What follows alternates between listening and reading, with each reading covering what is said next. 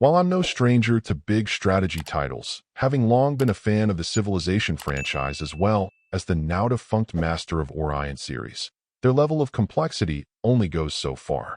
Having been exposed to the Nobunaga's Ambition series back in the 16-bit era thanks to a friend, I mistakenly thought I would still have a fair grasp of it when I downloaded this behemoth for the Switch too. Oh, how wrong I was. Though I'll admit that the strategy fan in me was fascinated with the opportunity to learn the intricacies of so many new systems and considerations that it offers. First, there's no denying that the game simply looks gorgeous, making great use of the Switch 2's hardware.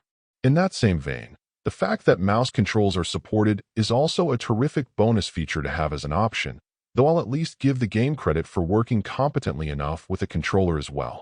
Not that you'll need to worry about any quick action or testing your manual dexterity. This is a 100% cerebral affair that will force you to think in both the short and long term, courting allies and smashing down resistance, all while trying to keep your budding empire from crumbling. Now, given the enormity of what you're expected to come to understand and show competency in managing, I'll say that the game's tutorials will only get you so far.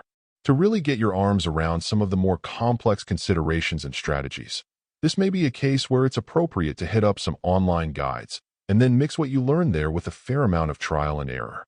What really complicates your efforts is that while managing your allies and enemies is something you need to do in many strategy games, here the depth of options and how to approach them is far more daunting.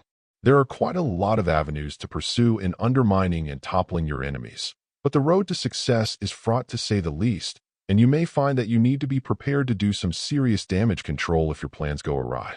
It makes for a challenge that can feel insurmountable early on, but if what you've been craving is strategic depth, this is where you'll find it. Where this all has left me is in a position of both being quite intimidated by and in awe of what the game demands of you in order to succeed.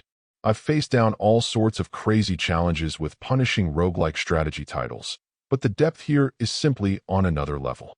If you're a fan of the series looking for a comparative analysis of this edition compared to another one, unfortunately, I have nothing to offer in that vein. If, however, you're someone like me who enjoys well-made strategy games but is new to this series, I'd say that if you're willing and able to put in the work to understand the vast mechanics that are at play here, this is absolutely a challenge you can bury yourself in for quite some time. Overall, my final score for the game ended up being at 8.4. And if you're interested in picking it up, it's currently available on the Switch eShop for $69.99. Thank you for taking the time to listen to this review. And if you'd like more information or ideas of indie games worth checking out on Switch, be sure to click on the link provided in the description. Until next time.